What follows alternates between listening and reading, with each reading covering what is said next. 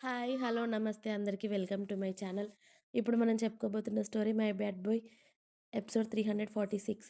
ఇప్పటి నుండి నన్ను భయపెట్టకండి వదినా అని ఏడుపు మొహం పెడుతుంది భూమి. ఆల్రెడీ దేవా దూకుడు తెలిసి.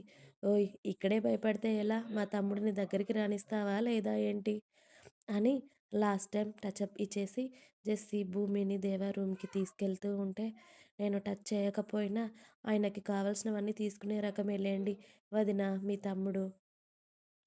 కాబట్టి నా హ్యాండ్ ఏం ఉండదు అని ఇక భూమి మెల్లిగా అడుగులో అడుగు వేసుకుంటూ దేవా రూమ్ దగ్గరికి వెళ్ళింది. All the best my dear మరదల్ గారు అని జెస్సీ భూమి బుగ్గలు లాగి జెస్సీ ఇక తన రూమ్లోకి వెళ్ళిపోయింది. భూమి భయపడుతూనే దేవా రూమ్లోకి అడుగుపెట్టింది.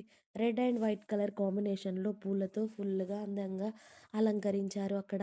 నేల కనబడకుండా పూలతో మొత్తం అలంకరించి పూలమాలతో బెడ్ చుట్టూ పూలమాలలు వేలాడుతూ ఉంటే ఆ స్మెల్ ముక్కుపుటాలకు తాకి ఒక్కసారిగా ఆమెకు మత్తు ఆవహించింది. కానీ ఆమె వెతుకుతున్న మనిషి జాడ కనిపించకపోవడంతో దేవాగారు అని అయోమయంగా పిలిచింది భూమి. దేవా గారెక్కడికి వెళ్లారు అని వాష్‌రూమ్‌లో ఉన్నారా అని అనుకుంది. కానీ దేవా అక్కడ ఉండడు. బాల్కనీ డోర్ ఓపెన్ చేసింది. అక్కడ కూడా లేడు. వదిన ఈయన రూమ్‌లోనే ఉన్నారని చెప్పింది కదా! ఎక్కడికి వెళ్ళిపోయారు అని భూమి గోళ్లు కొరుక్కుంటూ ఇదేంటి ఆయనకిది ఇష్టం లేదా ఏంటి? అలా అనుకోవడానికి కూడా ఆస్కారం లేదు కదా! ఎక్కడికి వెళ్ళిపోయారు? నేను మొబైల్ కూడా తీసుకురాలేదు. కిందే వదిలేశాను. ఇప్పుడెలా? కిందికి వెళ్తే బావుండదేమో అని భూమి తనలో తనే సతమతమవుతూ, దేవ ఎక్కడికి వెళ్ళాడు అని ఆలోచిస్తూ ఉండగా, దేవ ఇంతకు ముందు రెడీ అయిన రూమ్‌లో లాక్ అయిపోయాడు. అప్పటికి వెనక డోర్, అలాగే ముందు డోర్ బాదుతూ ఉంటాడు. కానీ అతడి గోల వినేనాథుడు ఎవ్వరూ లేరు. అప్పుడే అతడి ఫోన్ మోగడంతో లిఫ్ట్ చేసి, "ఇది మీ పనేనా?" అని గట్టిగా అరిచాడు. దాంతో రుద్ర, శౌర్య, చరణ్ నవ్వు గట్టిగా వినిపిస్తూ ఉంటే, దుర్మార్గుల్లారా! అక్కడ మీ చెల్లి నా కోసం ఎదురు చూస్తూ ఉంటుంది. ఇదేమైనా మీకు న్యాయంగా అనిపిస్తుందా? అని దేవ అరుస్తూ ఉన్నాడు. లాంగ్ లాంగ్ ఏదో ఒక డైలాగ్ వేసినట్టు గుర్తు బావగారు. ఏంటి ఫస్ట్ నైట్ రూమ్‌లోకి మేం వస్తామా? నా చెల్లిని పంపిస్తామా? ఎవరొచ్చినా నీ సత్తా చూపిస్తానని తెగ బిల్డప్పులు కొట్టావు కదా! ఇప్పుడు వెళ్ళమ్మా మా చెల్లి దగ్గరికి. ఎలా వెళ్తావో మేము చూస్తాము. కావాలంటే ఇప్పుడు నువ్వున్న రూమ్‌లోకి మేం ముగ్గురం అన్నదమ్ములం రావాలి అనుకుంటున్నాము. రమ్మంటావా? నీ సత్తా చూపిస్తావా? అని రుద్ర నవ్వుతూ మాట్లాడుతూ ఉంటే, ఇక్కడ దేవాకి తగలబడిపోతూ ఉంటుంది. ఒరేయ్! ఇదేమైనా న్యాయంగా ఉందా? తినడానికి అన్నీ ముందు పెట్టి చేతులు నోరు కట్టేసినట్టు ఇదేంట్రా? అక్కడ మీ చెల్లి నా కోసం వెయిట్ చేస్తూ అది ఎంతలా ఫీలవుతుందో ఏంటో! దయచేసి డోర్ ఓపెన్ చేయండ్రా బాబు! ఏదైనా ఉంటే తర్వాత చూసుకుందాం. రేపు చూసుకుందాం గానీ మీకు దండం పెడతాను. ఇప్పటికే ఆగలేకపోతుంటే మీ టార్చర్ ఏంట్రా ఇక్కడ నాకు? అని ముగ్గురు అన్నదమ్ముల నవ్వుకు అరుస్తూ ఉంటాడు దేవ. మా చెల్లి ఊరికే సొంతం అవుతుందనుకుంటున్నావా ఏంటి? పైగా నీ బిల్డప్ మాటలు. నేనసలు ఒక్క ముక్క కూడా మర్చిపోలేదు. కాబట్టి నీ మీద పగ తీర్చుకోకపోతే ఎలా అని గంటసేపు దేవాబాబుని ఆడుకున్న తర్వాత, ఇక నీరసించిపోయిన దేవాబాబు ఎలా అయినా చావండి. అక్కడ మీ చెల్లి ఎదురు చూస్తూ ఫీలవుతుంది.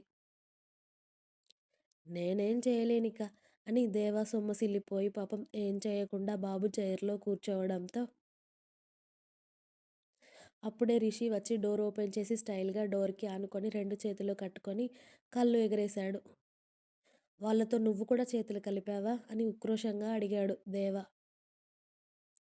రిషి ఇంకా దేవాకు మండేలా భుజాలు ఎగరేయడంతో, ఒక్కొక్కడి సంగతి రేపు చెప్తాను. ఇప్పుడు నా పెళ్ళాం సంగతి చెప్పాలి అని మనోడు పంచ ఎత్తి మరీ కట్టి షర్ట్ స్లీవ్స్ మడిచి బయటికి వెళుతూ ఉంటే, ఆల్ ది బెస్ట్ బావా అని ముగ్గురు అరిచి ఫోన్ కట్ చేశారు. దేవ రిషిని దాటుకొని వెళ్తూ ఉంటే, ఆల్ ది బెస్ట్ రా బామర్ది అని రిషి నవ్వుకుంటూ వాళ్ళ రూమ్‌లోకి వెళ్ళిపోయాడు. దాంతో రిషికి ఒక లుక్ ఇచ్చి దేవాబాబు ఫ్రస్ట్రేషన్‌లో ఫస్ట్ నైట్ రూమ్‌లో అడుగుపెట్టాడు.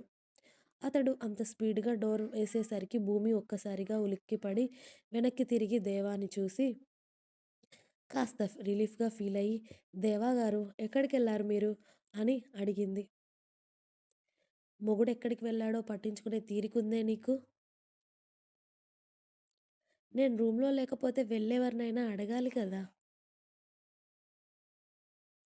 అక్కడ నీ అన్నలతో ఇంకో అన్న మీ రిషి అన్న కలిసి నలుగురు నన్ను రూమ్‌లో లాక్ చేసి